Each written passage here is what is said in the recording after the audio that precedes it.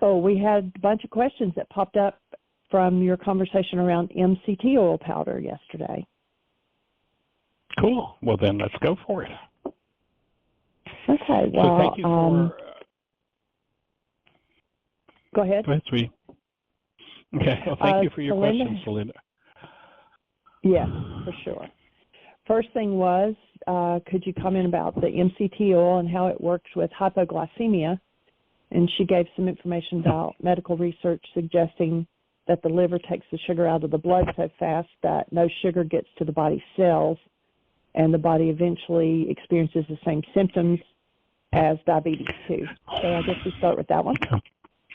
Okay, yeah, I've got it open, so I'll just kind of go through it, at least what I have knowledge of. And as far as will the MCT oil work with hypoglycemia, hyperglycemia is high, hypo is low. And I do not know, but logically, because the body can use MCT oil without insulin, it can use it as a fuel. It's an easy fuel to burn, where sugar tends to be sugar once it's distilled out of food, or the destructive types of sugar where there is no food, there's just the pure sucrose, dextrose. The worst of all of them is high fructose corn syrup for the liver especially.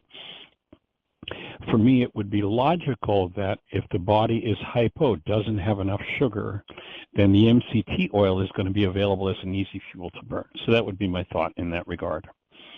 So the degeneration associated is, I think, because of a lack of fuel. So if you're getting fuel into the cell, then it's going to tend to operate. And then you ask the question, in light of Dr. Adamos' blood research type, and I'm not familiar with his work, so I just don't have any answer to that, except once again, the MCT oil is an easy fuel to burn. It's very little stress on the body. So, and 8 blood types are magnesium driven rather than calcium driven. Again, I'm not familiar with his research, so. And then you go on to say, actually, while other blood types risk calcium deficiency, type B's risk magnesium deficiency. Magnesium is a catalyst for the metabolic machinery in B blood types. And again, not something I'm particularly familiar with, but I would think that whatever the blood type, or my observation over the years has been that if people stop eating foods that are stripped of nutrients, stripped of things like calcium and nutrition and magnesium, then the body's going to have all that it needs. There isn't going to be a deficiency risk. That would be my take. However, if we're eating an imbalanced diet, let's say for someone who's a sugar addict, taking pure sucrose into the system, while that's the fuel that runs the cell, what happens when somebody takes pure sucrose in is it jumps into the bloodstream, floods the bloodstream with sugar, and now we're in trouble because there's too much. And so the body hypes out insulin, pancreas shoots out insulin, says, we got to get rid of all this sugar. And by doing so, it then hits a drop. The market drops out. There's no sugar. And so somebody's like, oh, I need sugar. So, go get a soft drink. Go get something filled with phosphoric acid, which drives oxygen out of the cell and is a tragedy for the body. So if somebody is doing that kind of dietary regimen, I would say there's going to be problems.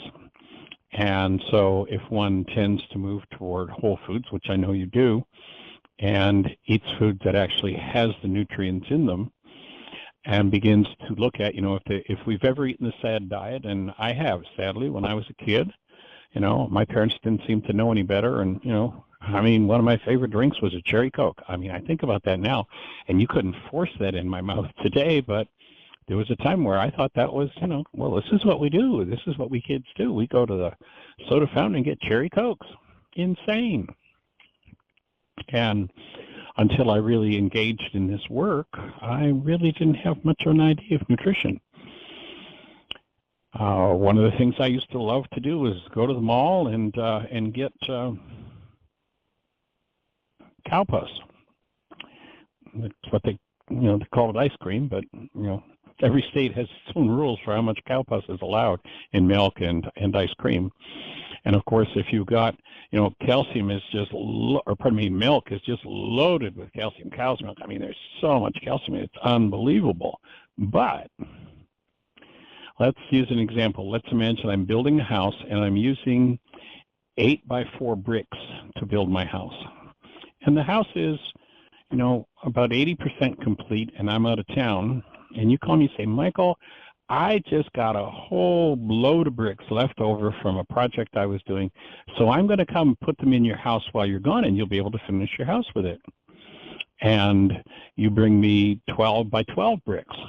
So now I've got a load of bricks that are of no use to me whatsoever, can't put them anywhere because I'm using 8-inch bricks, and now I have to get rid of them. The calcium in cow's milk is absolutely fabulous. If you're going to raise a body from conception to, 1,000 pounds or more, up to 2,000 pounds within a year or two, I mean, that calcium is just awesome. Those bones are going to grow and they're going to be healthy. But if you can't put them, if you have a calcium molecule that won't go into a human bone, it's not much use. It just, builds up. They call build up of that sort of thing, calcium and arteriosclerosis. And, the body has to find a way to deal with those things. And so if I remember correctly, and it's been years since I've been engaged, there are something like 32 different isotopes of calcium. Maybe some have been discovered since I was engaged in that understanding.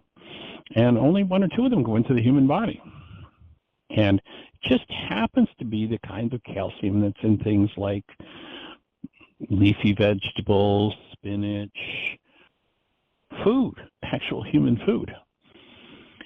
And so if one's eating a whole diet and then they properly chew it, a lot of people, a nice big gulp. Let's take a quart of water with this meal, and man, we don't have to work and chew and take time. We can just take a bite and slurp it down with a Slurpee. Well, first of all, you've got ice cold water. Digestion occurs. Enzymes are active only within a very narrow temperature range. So somebody who slurps it down with a Slurpee just froze out the stomach and stopped digestion. And digestive secretions are excreted according to the way that the food is chewed. Food is tagged with a chemical called ptyalin, tells the body what to do with it. But if it's not chewed to liquid, then the body can't break it down anyway. So now we've got diluted digestive enzymes because of a big gulp. We've got no chewing because one took a big gulp. We've got a frozen out stomach or digestive process because the big gulp was icy cold. And people will wonder why, things aren't working in the structure. So all of those things come into it. And then, of course, proper elimination is an important part of the process. The body has to move to eliminate. And there has to be a sufficient amount of water, but not with meals. So all of those factors have to come into play.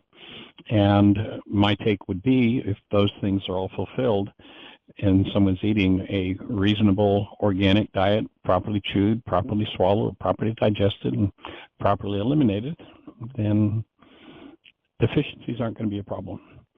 One of the things that, for me, has become very apparent. I was just listening. I was telling you yesterday about listening to a physician who was talking about a medical doctor who was talking about the 5 most important foods to eat, one of them being blessedly chocolate and cacao, not the chocolate bars that come from slave countries that are sold by, mega American corporations who don't care that they're buying chocolate from slavers and destroying kids' lives. Not that, but actual cacao, fair trade, properly produced and properly processed.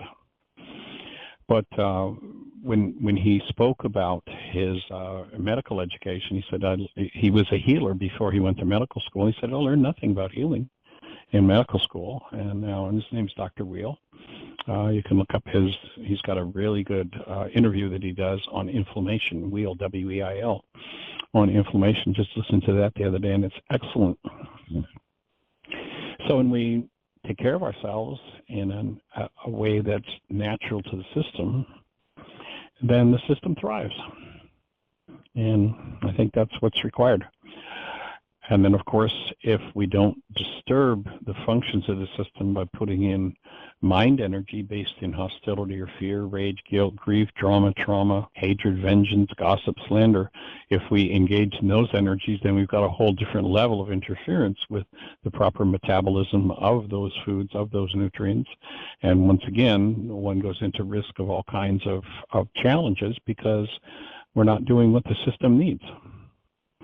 So that would kind of be my my input on that, just from my perspective. So let's see what else is here. Since you're so efficient in assimilating calcium, you risk creating an imbalance between levels of calcium and magnesium. Sure. Yeah.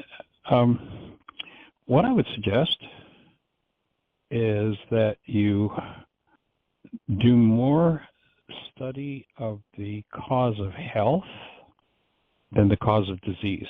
There's a lot of information here about how this is going to go wrong and that's going to go wrong. And there's an interesting thing they call the second year syndrome that they've named. I mean, it's so prevalent they've named it the second year syndrome, and that is that physicians or psychologists or chiropractors or whatever who are studying abnormal states called disease tend to produce those diseases by the second year of studying, because we're energetic beings and the study of disease tends to produce disease. I think the study of health is far more important, and so that might be a place to look more in the arena of health. And the MCT powder, you mentioned it being better tasting. Yeah, it's kind of like a powdered creamer, really. It's quite tasty. And so there are my thoughts. And if you have any questions, then Celinda, push one and let's talk about it. If that made sense, if there's anything that I can help refine from what knowledge I have, and we'll be glad to do it. So if you're out there, Miss Celinda, are there any other thoughts? Her hand is up, and I've turned on the Well, mic. great. Let's say hello. Hey, young lady, welcome. Hello. Hello, and how are you? The only question I have Rockin'. is, rocking? Okay, we're rocking over here, too. Sometimes with our little gray skies, it's kind of hard to remember to keep the lips faced up, but we're doing a good job. I wanted to ask you one question, triggered by one of the last things you said. It would be better to study health rather than disease, and that really resonated for me. Do you have any links or any, because I've been steeped in nutrition, I've been steeped in organic foods, I've been steeped in all the things that relate to the issues I have in my body, and I think you're right. Larry happened to say, you're just a walking bag of problems, aren't you? That's what he said last night. And what you said really went bingo. And I thought, okay, now it's time to change my focus about what's wrong with me to what's right with me, and start looking at these areas that I have not practiced well, and then asking you if you have any links or any places where I can start looking at this from that perspective rather than let's fix this problem's perspective. Of course, you've been working with us for some time, so you've already started. You're moving in that direction. If you look at the newsletters, I think in the last couple of newsletters, Jeannie has put the article in called Healing from the Ground Up, where the focus is more in the direction of what comes out of the ground, that health starts in the soil.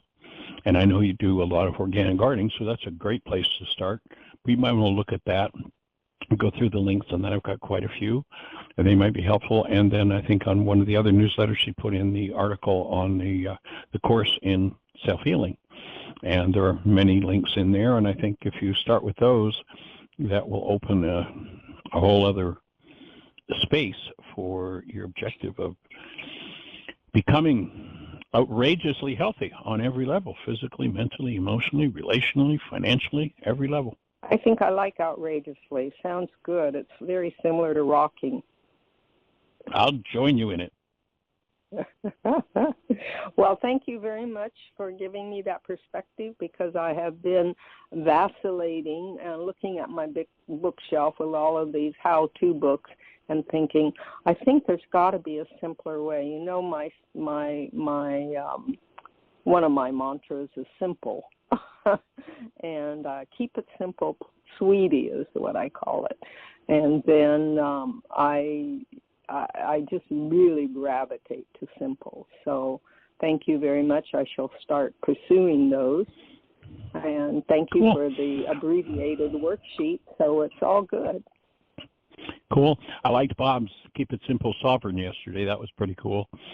And yeah, I didn't quite catch that one. Sovereign. How did he define sovereign? I couldn't quite keep up with what he was saying on that one. I'm not sure what his definition was, but I thought rather than keep it simple, stupid, which is kind of the culture's one, keeping it simple. I've done that one for a long time with Smarty, but I like the one of sovereign. And yeah, I like sweetie, because that's a hard one. Yeah, they'll all work, huh? Sovereign sounds like the Christ mind to me. I just looked up the definition for sovereign, and it says possessing supreme or ultimate power, the theory of being sovereign, supreme ruler. So not sure. I'd have to go back and re-listen. One possessing or holding the possession of a sovereign power. It sounds like Rahma. And, cool. And then you might, if you're ready to do it, plan on attending either the work weeks or the intensive at Heartland, where we'll be doing the fresh and raw. During the work weeks, we do cooked food, but during the intensive, we'll do fresh and raw, which gets people in there in the kitchen with their hands on fresh and raw food, how to put it together, and the recipes and all of that sort of thing. So that might be a next step if that's appropriate as well. Well, actually, Larry and I are checking out our options for the coming year. And not that we're unhappy here. It's just that Larry can be easily bored. He is a doer. And so we were looking at your is it a 4-month intensive, work intensive? Or how long is it for? 16 days. The work intensive well, itself? the work week, or it's actually going to be 16 days or so. But we have had programs in the past, and it's something that's kind of flexible for doing a longer program as well. So that's something we could talk about, although we don't have a very full season at Heartland this year. So, but, you know, who knows what the possibilities are. Right. And since a person would be volunteering, would there be workshop cost with that work program, or is it labor exchange for services for board and room, basically? It's a work exchange. We have a work exchange type program. Right. Good. We'll talk about that and later. It's something privately. it's something we'd have to talk about. You know, in the past, when we were operating full summers before COVID and such, we had a system set up.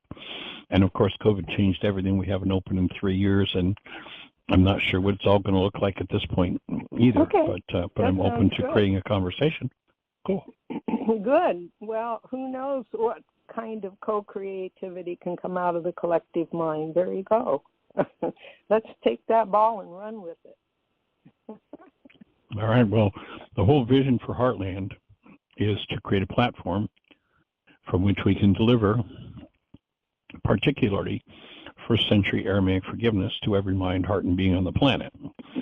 So that would be the first thing to think about, is that in alignment with your purpose, and if so, then, you know, we can create a conversation, see where it goes. Yeah, and we can continue this offline because we might have things we're batting back and forth. So whatever works best for you is fine with us. We're just exploring. Don't know where we're led to next. So there's a cute song out there that's the melody line of it is "I'm not lost, I'm just exploring." So, but who knows? Wow. Maybe it will be an eternal work program with Heartland. Who knows? Time? Oh yeah, eternal. Okay, eternal. All right. Yeah, eternal. That sounds good. I'll take that and run with it. So when anyway.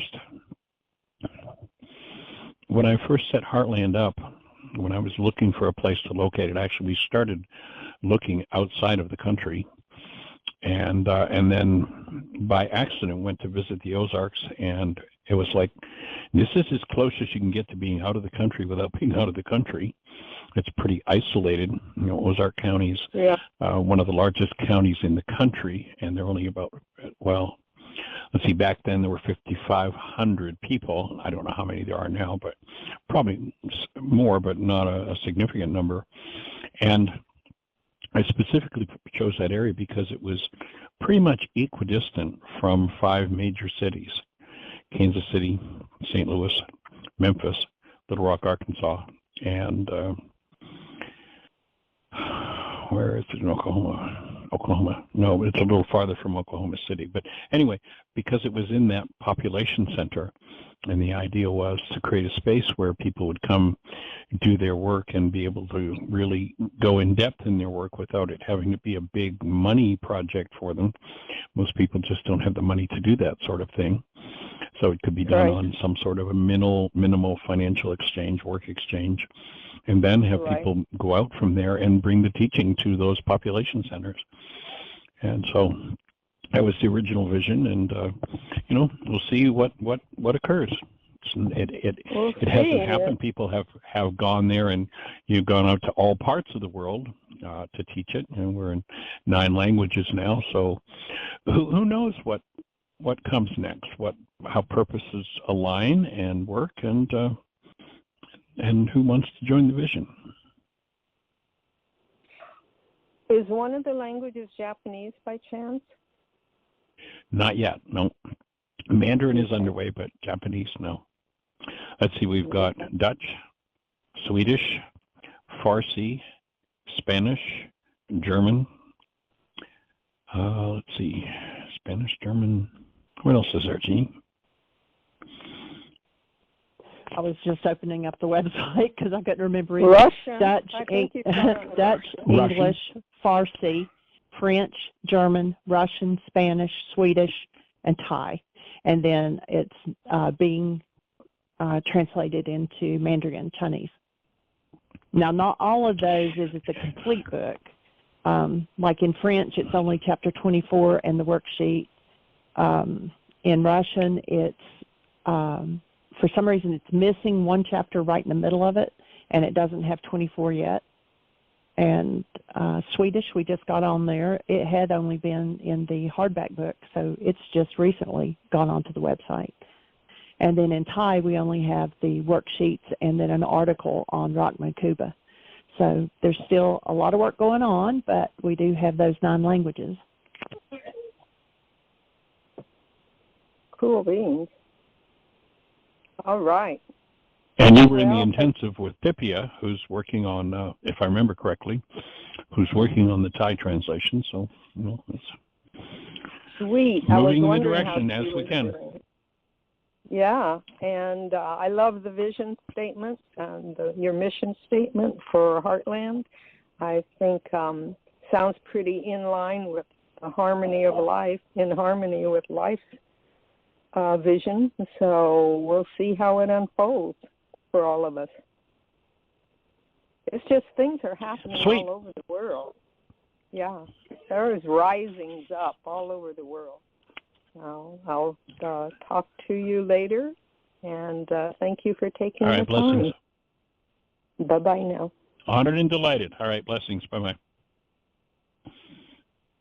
And I'm not sure that he's put his hand back up, but I believe he has. Area code 336, Mr. Terry Bowling. Hey, Jeannie, how you doing? Hey, welcome. I am good. Doing well. Yeah. And I got on the call earlier with Dr. Kim, and had a little brief dialogue with him, expressed my appreciation and gratitude to him, and chatted for a minute. But then I had a call that I had to take, and I jumped off, and I'm sorry about that. But I kept you guys on the other line, so I just reconnected there, and I just got back on about 2 minutes ago. Perfect. I'm here. Yeah. So Terry, how do you be? Terry has been to Heartland. He spent 2 years there. Back, let's see, how long ago did you head to Asheville? About maybe 8 years ago? 2009 and 2009 and 2010 is when I was out there. Right. Mm-hmm. And Terry's planning on joining us for Work Week to help bring the place up to the next level of function. Exactly. It's like exciting. Yeah, very exciting. Terry's a contractor in Asheville. I moved over to the middle part of the state. I'm back toward the old home place around Greensboro, but I was in Asheville for about 9 years. Yeah.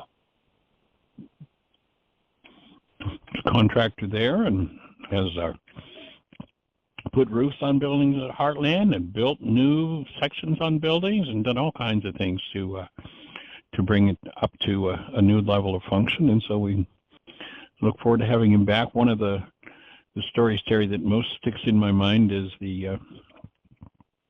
when you completed your 2 years and you were on your way to Asheville, you called into the radio show and shared what happened when you got to the hotel. Do you remember what happened that day? Oh, do I ever? I woke up and I was in that awareness and presence of love, and there was no fear or hostility for the first time in my life. I can remember waking up without some form of darkness, a little shadow in the background. It was truly amazing. Powerful to hear your voice in that experience after the work you've done the last couple of years previous at Heartland, and coming to that place of full body presence of love is a pretty amazing experience, isn't it? Mm-hmm. Oh, it's just beyond explanation, and I can remember exactly where I was standing, what that room looked like, the bathroom, the lights, everything when I was talking to you about that. I mean, it's just like I stepped out of that room a few minutes ago. So it was definitely a full-blown, awareness experience, I would say, of that. And it was pretty juicy. It was good. Yeah. And then the trick is to hold on to it, right? Oh, yeah, I don't know about that. If that's possible, buddy, we're going to keep trying. But there just seems to be all this lineage and stuff, I think you touch on that here and there, that, holy cow, how far back does this genetic stuff go? Well, somebody calculated out that in 30 generations there are something like 2 trillion people. So we might have a little stuff to work out. It might take a little while, yeah.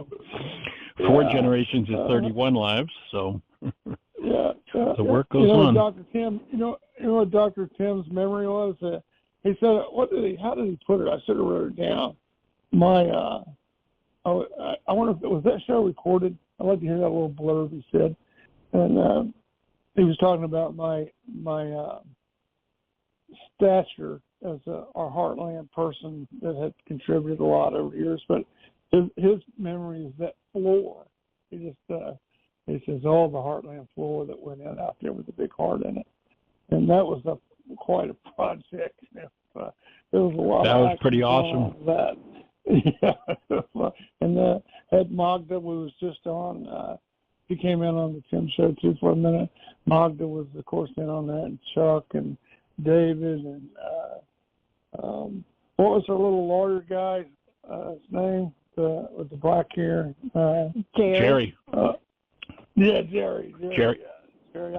I saw his picture where he was in a suit and kind of had it cleaned up a little bit. I had to talk to him, but Jerry was in on that, and the girls from that had the Eastern Middle Eastern descendancy. The two ladies from yeah, couple. They were there with Irania. a little white dog. Yeah, Irania. Yeah, it was a cruise. Mesa, Arizona. Yeah, that's where Jerry is. No, Mesa was one of the girls that you're speaking of. Oh, Mesa. Right. Okay, now I remember. And Naisha. Yep. Yeah, that was amazing to come back from being on the road, that, to do that summer season and to see that floor and the floor that you had put into our house with that local oak hardwood. Yeah. That's pretty amazing return. That was fabulous. Thank you. Yeah, you're welcome. That oak floor probably needs a little bit of attention. Or that stuff is a living, moving, breathing. We might have to touch that up and put you another coat or two of finish on that while we're out there. You need to take a look at that. It's been a while. Yeah, it has. The boards have kind of beveled a little bit in the center. You'll have a cup here and there that we can straighten out and put a new coat. I'd like to put some finish oil on that and give it another 20 or 30 years of life for you. That'd be pretty cool. Nope, that was pretty amazing. Pretty amazing couple of summers. I'm a real visual kind of guy, right? And I do the art stuff too, a little bit of that mixed in with my construction and building. So I really like your graphics. And I've never asked who did those for you. And I don't know if it's a compilation of different people over time, but they have like a little bit of a similar theme, which I appreciate. And the one with the PowerPoint, that's beautiful. And I was looking back at it yesterday and I thought, wow, I want to have these all printed out on poster-size flash cards, like laminated poster-size flash cards. That would be great to have that for a teaching tool, And then I print. I love that mind. I talked to you a little bit about the mind diagram, and then I jumped over and printed off the big lie. See with your eyes, that one there. You know what I'm talking about? Right. I think that's one of the pieces off of it. That might be one of the cards in the PowerPoint. I'm not sure where I got it. But it says there, it talks about Rachma and Kuba. And I wanted to bring that up as a little conversation. And I just heard you say there was an article on Rachma and Kuba. I would like to know if I could read that or how to get a link to that, or if you could send me a copy of it. I think that would be fascinating. And because then my curiosity got up because I just never really questioned it. They were just filters. Okay, other filters. I get it. They get us to the level. And there was so much going on with all the other pieces and aspects of the work and all that. I never kind of focused in on those two words that much. Now, Rukkadakucha, I love that word. And I just like the way it sounds on my tongue and the way it feels and all, And I opened up a little. I was calling it yesterday, but I actually had the time wrong. I was in the wrong time zone or something. I stepped over into another universe for a minute, and you helped me get back. I appreciate that. So you invited me to call back in, and you're going to give me the straight scoop on the old Rachma and Kuba. Well, one of the other fun memories that you bring up for me, Terry, from your time at Heartland was, yeah. You know where I'm going, right? Where we were doing laws of living. And laws of living is done in the Socratic method of asking questions. And the answer to the question that Terry volunteered to answer was Rachma, and he just was not getting there. So I stepped outside and picked up a rock and brought it in. Oh, Rachma, that's it. That was hilarious. That was hilarious. Oh, my gosh. That was so good. You come running with that rock held out in your hand. Rachma! That was a great moment. Yeah. It was. It was awesome. Everybody. Thanks for bringing that memory back up. Beautiful. Yeah, so Rachma and Kuba are two words that have no equivalent in the English language, as is Rukadikucha, the other word that you mentioned. And well, it's interesting. When we connected with a community out in California that were Native American speakers, and we had just really started to understand and discover what it meant through laws of living. And Dan and I were out in California, Dan McDougald, and there's a community out there that speaks Aramaic, and we asked them about it. We had come to understand its meaning, at least on one level, and asked them, and what they said was that the meaning of the word had been lost to antiquity. They just didn't know. But what their tradition held to was that it was the most precious jewel that you could possess. And the reason, I think, why they saw it as the most precious jewel is because it is the word that is the core of the answer that Yeshua gives when the disciples, when people in his audience are asking, they're saying, what's the most important law? And law in Aramaic not meaning rule of a superior, as the Greek gods and the Greek politicians and the American politicians would tell you.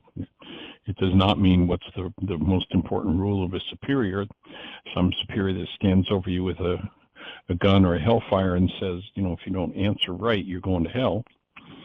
But rather, what's most important in the way things work?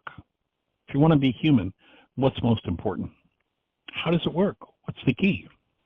And he doesn't say, love God, love neighbor as yourself. He says, have Rachma when you think of neighbor, when you think of the Creator. And by so doing, you maintain self. You get to keep your human life, which most people give up to hostility and fear. So what it turns out is that it's a filter / gateway in the frontal lobes of the brain. That one is the entry point for human life into the human form, according to the Aramaic understanding. And two, that's the gateway aspect of it. And two, it is a filter. If you let's say live in a building that's got a lot of glass and there's a southern exposure, and boy, in the morning the sun comes in and it's so hot because those heat waves get through the glass and heat the room up. What do? You put a filter on. And when you put the filter on, you can still see out the window, light still comes in, but the filter stops the waves that generate heat. So that's the activity of the filter. Well, as a filter in the frontal lobes of the brain, where intentions are stored, there are three different qualities of intentions. There are negative intentions, there are destructive intentions, and their intentions are keyed to love. And only one of those filters can be active at a time. One of them is hostility, which is keyed to destructive intentions. One of them is fear, which is keyed to negative intentions. The other one is a Rachma, which is keyed to loving intentions. So when Rachma is active, first order of business, the starting point for behavior and perception are our intentions. So he's saying if you keep your intentions on track by keeping Rachma active, then all of your intentions will be keyed to love. And that's important, not because intentions have any power. You might remember the ancient saying that says, the road to hell is paved with good intentions. People can have all kinds of good intentions, but if they don't turn those intentions into goals, intentions can't drive behavior. Dan McDougald's favorite saying about intentions was, an intention can no more cause a behavior than a shadow can carry a stone. Looks like, there are people out there writing books about the power of intention, like it's got some power, and it doesn't. but it's important because it's the raw material of our. Sure. Yeah, there are people out there who. The shadow of the stone. An intention can no more cause a behavior than a shadow can carry a stone. Okay. It looks like, gee, a shadow's physical, real. Why can't it pick up the stone? Well, its power is illusory. The power of intention is illusory as well. Does that make sense? Yeah. Thank you. Okay. So the thing that drives behavior, the thing that drives perception is our goals. And intentions are nothing more than the raw material of goals. That's why they're important, I mean, you being a contractor, I'm sure, especially if you're going to build a house for yourself, you're going to get the highest quality materials you possibly can before you put the first shovel in the ground, so that you've got something that lasts as long as possible. Well, Rachma is the way that you make sure you've got the highest quality raw materials for your goals. Now you've got materials, you select from your intentions what your goal is going to be, and that goal is what drives perception. Now, so there's a matching filter over perception to that filter Rachma over goals. And that matching filter is called, in Aramaic, Kuba. So the same way that Kuba is, or Rachma is the filter over intentions that excludes hostility, negative and destructive intentions, in the same way, Kuba over perception prohibits the mind from using irritating and threatening data from the perceptual mind to build our perceptual constructs. So it's the protector. It is the filter that excludes destructive or irritating content. If one's looking at an object of attention and hostility is the active filter set over perception, then whatever they look at, they're going to be irritated about it. So, how does the 6'6", 280-pound father who has a new baby and cherishes that baby beyond all belief end up getting charged for shaking the baby to death? What happened? Looking at this little child, if hostility is the active filter, the only quality of data that the mind can use to build the perceptions that are going to cause his behavior, if hostility is the active filter, the only perceptions he can get are those that are irritating. Through fear, he can only get those that are threatening.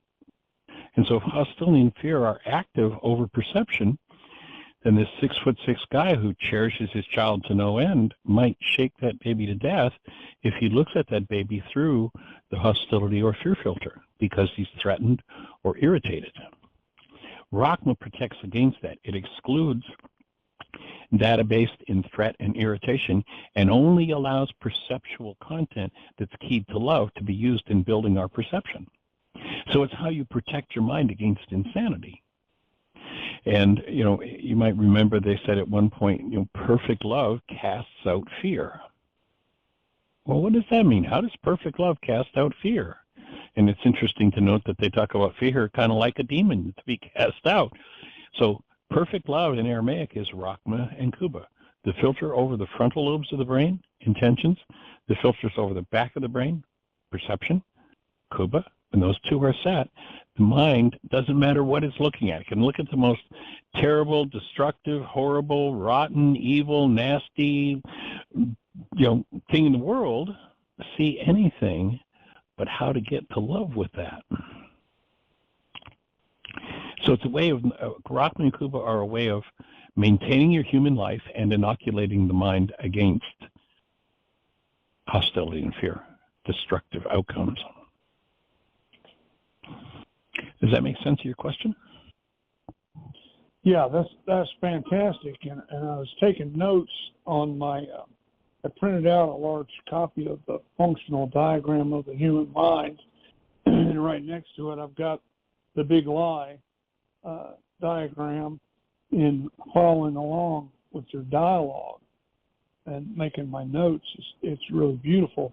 One of the things that came up was like right there at the end. It said one is over the front and one is over the back. Is that an actual physical portion of the brain, or is that just a way of expressing that action, or what is it? Well, there was the first frontal lobotomy was done back, I forget what year it was, 100 years or so ago, when a man was working on a railroad and he stepped on a pipe, and the pipe went up under his chin and severed the frontal lobes of his brain. And they do frontal lobotomies on people in order to get rid of the unique intention set that they hold. The ability to, it's the place where reason occurs, and it's the place where what we would call reason, but actually as decisions are made, and when cut off, that part of the brain is gone. So it's physically located. Now, I don't know, I'm suspecting, and I've been doing some research on that, some things, but I don't know that anybody's actually physically located at that point. But yes, from the Aramaic, it would be physically located in the front of the brain where intentions are stored, and then in the back of the brain is where the proven perception occurs. And so that would be where Kuba is. Gotcha. And everybody has probably heard of the frontal lobotomy at some point, just from watching movies and stuff like that. So that's very familiar. And there's not much about that back area that comes to my mind. And what was another interesting thing, and I was kind of trying to study and get ready for this a little bit, is I Googled Cuba, and there's nothing on Google. And now, I don't know what that's, I don't think there's any other thing I can think of that you could put into Google and get nothing back on. I mean, that's just something. But and rock, it would have been something, but there was nothing. And then with Rock Month, there was a couple little things that pointed it back, toward the Aramaic, but there was really nothing. I would have thought it would have at least maybe picked up a word, those what do they call those programs, the logarithms, or whatever it is, the algorithms that Google has, that it would have somehow picked up something even related to your work or something, but it didn't. So that's very interesting. And then it goes back to the earlier part of your conversation about the lost language of that, and that tribe that you were speaking to with McDougall, and getting that information that was passed on firsthand as opposed to in the World Wide Web. I'm surprised that Google didn't pick up the word Cuba from our website, because it's on there. But I know you would think so. Maybe I got some kind of filter on mine or something. You ought to try it as an experiment and see what comes up on your end. But if anything, yeah. I bet Jeannie already has. Definitely. Yeah, I would have bet. Sorry, go ahead. Actually, there is a person called Rock Makuba who does websites. That's the first thing that popped up on Facebook. But then it does come up, it's about the fourth link down, but it does come up, Why Is This Happening to Me Again, in Thai, Michael Ryce, article on Rock Makuba. Good. That article in English, I'm not sure what you sent. That was to Amy Budica. She was at Heartland one year. Right, and way back, right? She took, so I'm not sure what article she translated, but if you can find it, I'll put it out there in English. Yeah. And maybe I can put some links on to where the Filters of the Mind, I'll put some links on that page that say Rock Cuba, so maybe it'll find it. Yeah, and this time I did it again, and now some stuff came up a little bit. So once you start hitting something, I think it brings it to the attention of the search engines. That's interesting. But still not. Well, thank you for bringing that whole topic up. Make sure that article is found and put online. Yeah. All right. Great. The poster. I'll be looking forward to it. reading that. Yeah, the poster is like a picture, so it wouldn't pick the language up, but we'll make sure that it gets linked so people can find it. And one other thing, and you can check it, but that first in the one link that I have, where I have a link with the functional diagram of the human mind, and then there's several worksheets. There's a whole bunch of stuff in there that you sent to me. It's like a whole body of the work. But on that first one, for some reason, the verbiage on the lower third of that diagram is just a little bit fuzzy.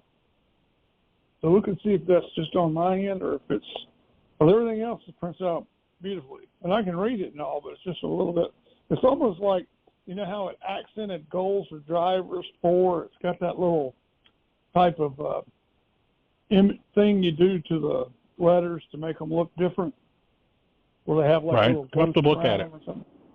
Yeah, it looks like it picked it up on those we'll check it out. Blocks there. Yeah, but it's beautiful. I love the diagrams, and I appreciate that conversation about the Kuba and Rockland. I'm going to continue to look into that and dig into it and do more worksheets. Keep asking questions. You know, that's part of what leads the whole process. And, of course, everybody's mind is structured to come up with a different question. So open the space with all the questions you come up with. It's interesting. They asked Albert Einstein, if you were given, I think they asked him if he was given 1 hour, if he was given a question that he had to answer with 1 hour or he'd be killed. They asked him what he would do, and he said he would spend 55 minutes researching what questions to ask and then solve the problem in 5 minutes. Mm-hmm. So there's the importance of questions. So thank you for those questions. Yeah. Makes it more fun too, doesn't it? Absolutely.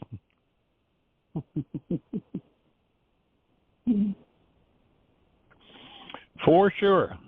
Well, I appreciate your inquiring mind. I appreciate the fact that you are there teaching the work to others, passing it on, making it available, and ultimately, together we will make this available to every mind, heart, and being on the planet. So that's the idea. Awesome. And I deeply appreciate that, every once in a while I may not hear from you a while, and then all of a sudden I look in my phone and there's a $100 donation. So much appreciation for the years of support you've given us, Terry. Yeah, when you don't hear from me, I'm deep in my next layer of stuff. You can believe that. Next opportunity to learn forgiveness. I understand that one. Been there, done. Exactly. Yeah. What is it? Where you one gulp, looking for that gulp of air? Right. Yep. How much do you want it? Yep. Cool. Well, any other thoughts for you at this moment? No, I'm pretty good. We about used up your hour here, so I didn't want to dominate the rest of it. But I'll be checking back in. But that was really good, and that's a lot for me to digest and absorb. And I'm sure I'll have some more stuff for us to talk about. Cool. And of course, you can, when we're finished the show, you can go download the show and listen to it. Have it in your computer or on your phone, and listen to it whenever you want. Awesome. Very cool, sir. Much appreciation. Say hello to your bride for us.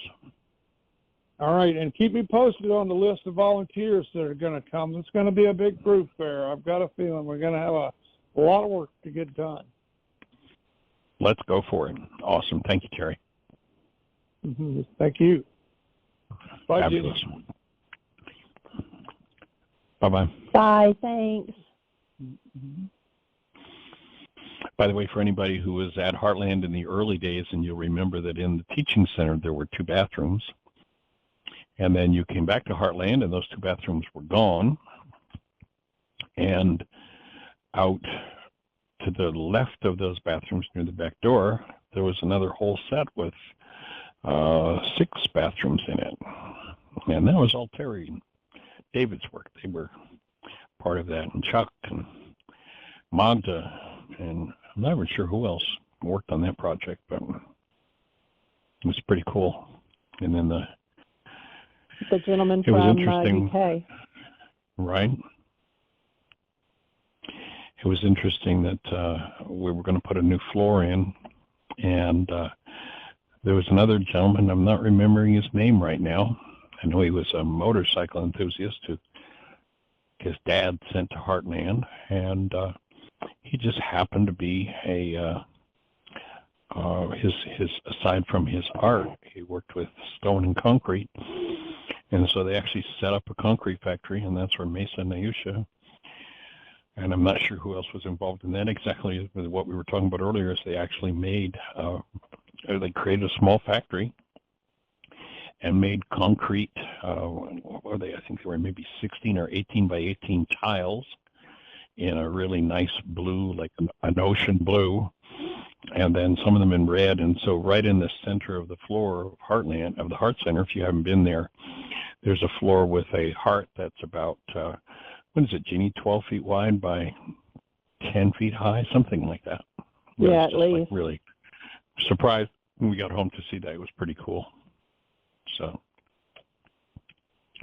appreciation to everybody who's contributed to making the work available in every way, shape, or form in terms of creating Heartland and creating that platform to take it out, and then who've created material to share with us and pass on so that we can get to critical mass and make it available to every mind, heart, and being on the planet. By the way, we'll put out the thought, too, if you create anything along this work, if you're working with somebody and you happen to record it, we would love to have it to put in our archive. So we've got an archive permanently available. You know, you might work with just one person, but like these radio shows, far more people listen to the archives than listen to the show initially. Of course, we don't have a way to tell with the way it's broadcast just how many people are listening. But, you know, if you create something, we'd love to have it in our archives so that, who knows, 10 years, 10,000 years from now, it might impact somebody. We'll have a digital record. So in any event, appreciate you all. Thanks for joining us. Have a blessed day. Be the best one yet of your eternal life. Blessings. Bye-bye.